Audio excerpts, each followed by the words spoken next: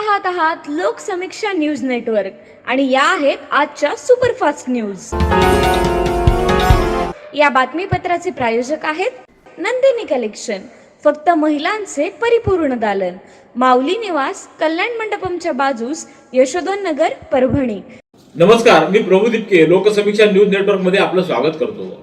आपण पाहत आहात परभणीचं एकमेव बातमीपत्र Loksamiksha superfast. Red Apple exclusive MIDC परिसर परभणी। आज परभणी जिल्हा परिषद आणि पंचायत समित्यांच्या निवडणुकांचं मतदान पार पडले। या मतदान प्रक्रियेची प्रशासनाकडून जय्यत तयारी करण्यात आली होती, तर पोलीस प्रशासनाकडून प्रत्येक ठिकाणी चोख बंदोबस्त ठेवण्यात आला। स्वतः जिल्हाधिकारी व पोलीस अधीक्षक विविध मतदान केंद्रांवर जाऊन पाहणी करत होते। आज सकाळी 7:30 वाजता मतदान प्रक्रियेला सुरुवात झाली। सुरुवातीपासूनच मतदारांनी चांगला प्रतिसाद दिला। दिवसभर मतदारांनी रांगा लावून मतदान केल्याचे चित्र अनेक ठिकाणी दिसून आले, तर विशेष म्हणजे महिला मतदारांनीही मोठ्या रांगा लावून आपल्या मतदानाचा हक्क बजावला आहे।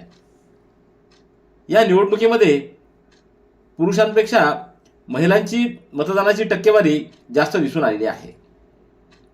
जिल्हा प्रशासनाकडून सकाळी 7:30 ते सायंकाळी 5:30 पर्यंत साधारणतः 67% मतदान झालं असल्याची प्राथमिक माहिती दिली आहे, तर प्रशासनाकडून सकाळी 7:30 ते दुपारी 3:30 पर्यंत 55.71% मतदान झाले असल्याची अधिकृत आकडेवारी देण्यात आली। परभणी जिल्ह्यातल्या 54 गट आणि 108 गणांसाठी एकूण 10,45,855 मतदारांपैकी 5,82,613 मतदारांनी आपलं मतदान केलं। याची टक्केवारी 55.71 इतकी आहे। तर यामध्ये पुरुष मतदारांची टक्केवारी 53.16 तर महिला मतदारांची टक्केवारी 58.46 इतकी आहे। तालुकानिहाय आकडेवारीवर नजर टाकली असता जिंतूर तालुक्यातल्या 10 गट आणि 20 गणांसाठी एकूण 2,01,929 मतदार होते। त्यापैकी 5:30 पर्यंत 1,09,803 मतदारांनी मतदान केलं, ज्याची टक्केवारी 54.38 इतकी आहे। परभणी तालुक्यात 10 गट आणि 20 गणांसाठी एकूण 1,91,082 मतदार होतं। त्यापैकी 1,09,749 मतदारांनी मतदान केलं, त्याची टक्केवारी 54.77 इतकी आहे। मानवत तालुक्यात 4 गट आणि 8 गणांसाठी एकूण 70,669 मतदारांपैकी 38,424 मतदारांनी आपल्या मतदानाचा हक्क बजावला, त्याची टक्केवारी 54.37 इतकी आहे। सेलू तालुक्यातल्या 5 गट आणि 10 गणांसाठी एकूण 1,02,364 मतदारांपैकी 59,700 मतदारांनी मतदान केलं, त्याची टक्केवारी 58.32 इतकी आहे। पाथरीतल्या 5 गट आणि 10 गणांसाठी एकूण 86,832 मतदारांपैकी 48,457 मतदारांनी मतदान केलं, त्याची टक्केवारी 55.81 इतकी आहे।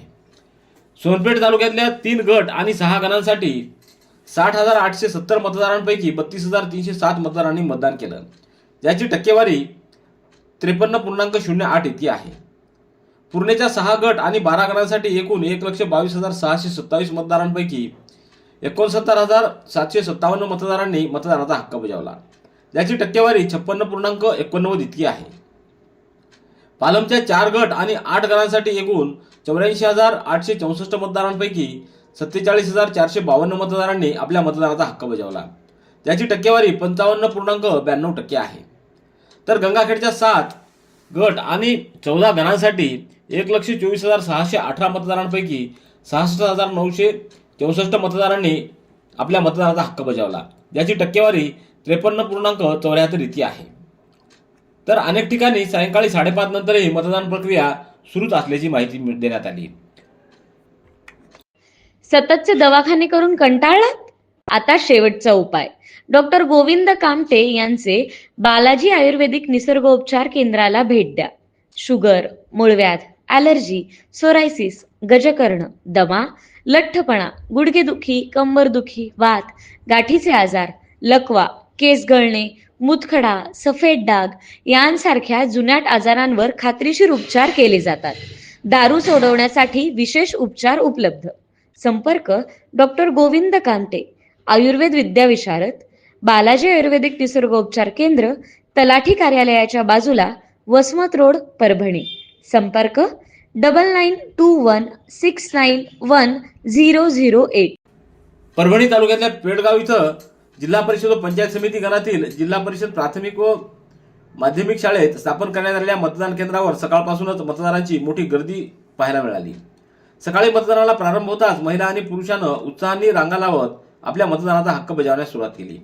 या मतदान प्रक्रियेदरम्यान गावातील सर्व स्तरातील नागरिकांनी मोठ्या संख्येने सहभाग नोंदवला। विशेषतः महिला मतदारांची लक्षणीय उपस्थिती दिसून आली।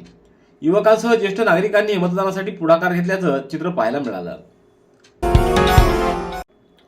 पाथरी विधानसभा मतदारसंघाचे आमदार राजेश विटेकर व त्यांच्या मातोश्री तथा जिल्हा परिषदेच्या माजी अध्यक्षा निर्मलाताई विटेकर यांनी सोनपेठ तालुक्यातल्या विठा इथं जिल्हा परिषद व पंचायत समिती निवडणुकीसाठी आज सकाळी आपला मतदानाचा हक्क बजावला।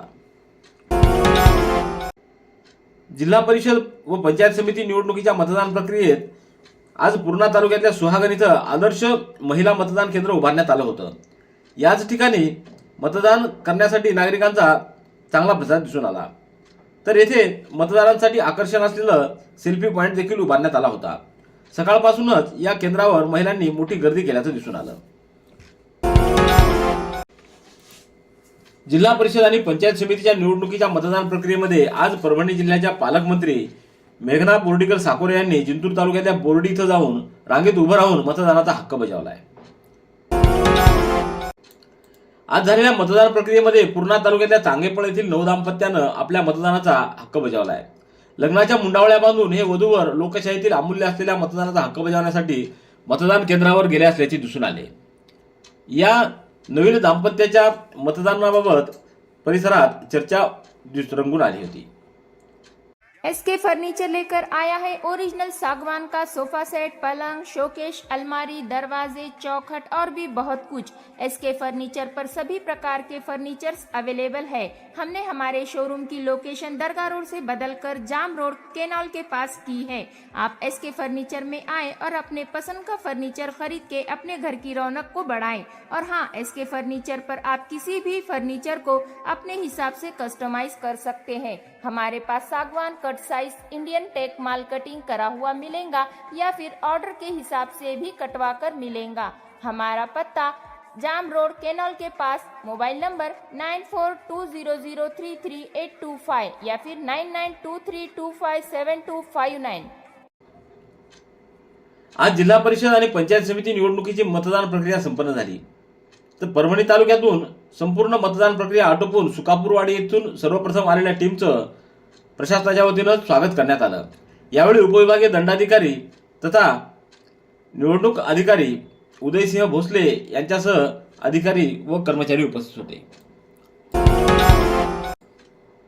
परभणी तालुक्यातल्या दैठणा परिसरातील परभणी गंगाखेड महामार्गावर अपघाताची मालिका सुरूच असून एक दिवसापूर्वीच पती पत्नीचा दुचाकीच्या अपघातात मृत्यू झाल्याची घटना घडली होती। त्यानंतर 6 फेब्रुवारी रोजी सकाळी 11 वाजच्या सुमाराला पुन्हा एक गंभीर अपघात झालाय। गंगाखेडून परभणीकडे जाणारी चारचाकी क्रमांक MS13 ES 5135 आणि परभणीकडून गंगाखेडच्या दिशेने जाणारा ट्रक क्रमांक MS 27 C 719 यांची समोरासमोर जोरदार धडक झाली।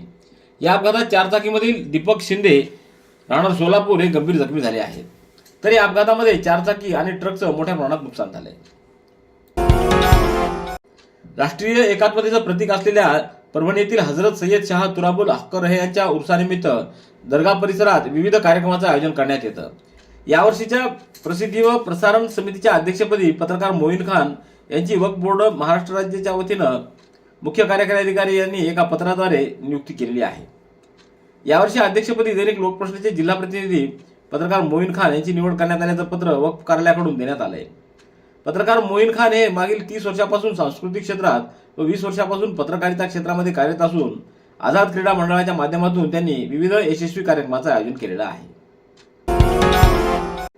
जुन्या वादाच्या कारणावरून 31 वर्षीय युवकाला चौघांनी मिळून बेदम मारहाण केल्याची घटना मानोद शहरात घडली आहे।